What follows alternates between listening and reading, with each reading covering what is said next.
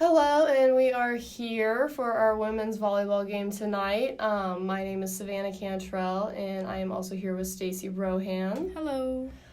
So tonight's a pretty big night. So they're facing Maryville University. They're not in our conference, so that's a pretty big deal. It won't be a conference game, but still a really big deal to be playing a D2 school like this.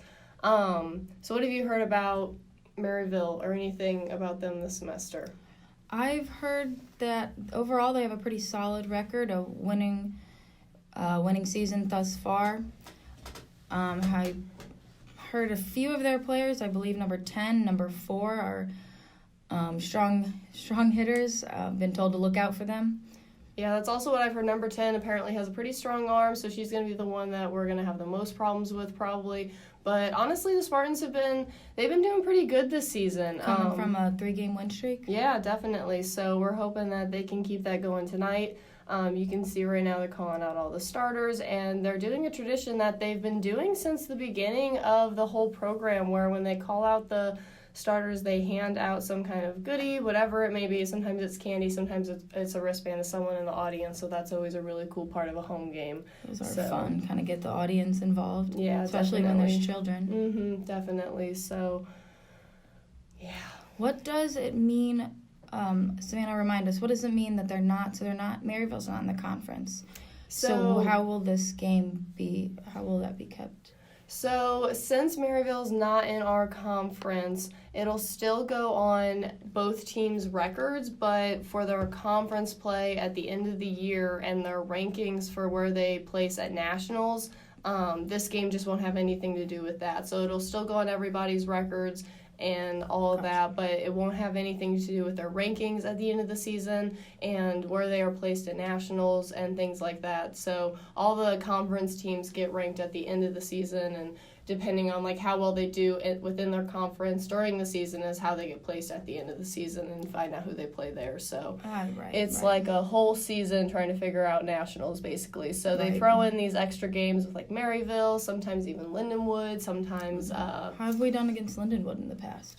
Pretty good. I'm pretty sure we've won a few times. I think it's always been like a tough competition. Obviously they're an amazing school with amazing players, so we'll just have to see. And same here, like another amazing school with, more amazing players, especially like coming from a D2.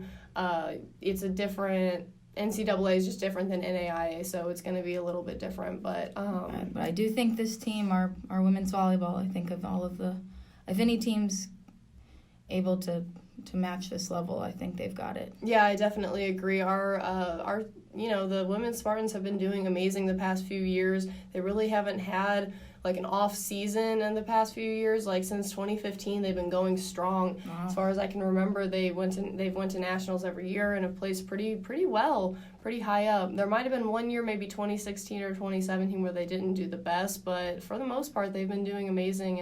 And Coach Chris Nichols is to thank for that. He's always got an amazing roster. So yeah, consistency. All right, it looks like we're gonna get things going here. All right. All right, Maryville starting with the serve. Ball's up. All right. Mobap takes it back, hits it over. It looks like that's a point for Mobap. That's awesome. Okay, great. So looks like we had Evans on the spike there, and now Taylor with the serve. All right, let's see. Bouncing, preparing, and ball's up. Maryville bumps it up, set and hit. There goes Taylor with the spike. Back to Maryville. Mobap saves it, keeps it in the air, tosses it over. Maryville hits it down, another volley. Mobap keeping it up.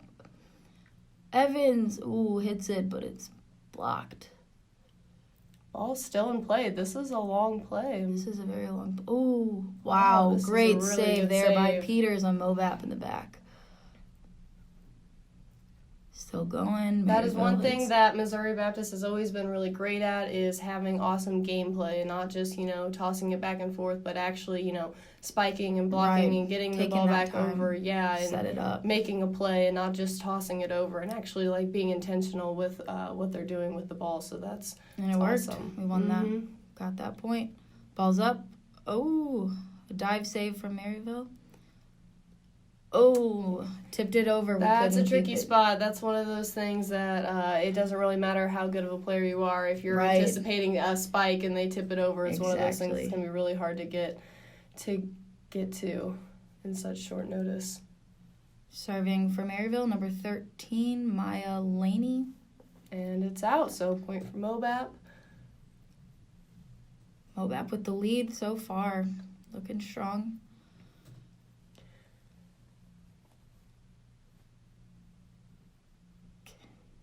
And Mobap serves. And it's out.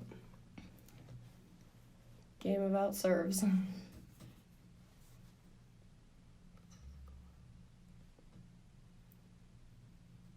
Maryville with the ball. Mobap winning 3-2 so far in this match. Ball's up.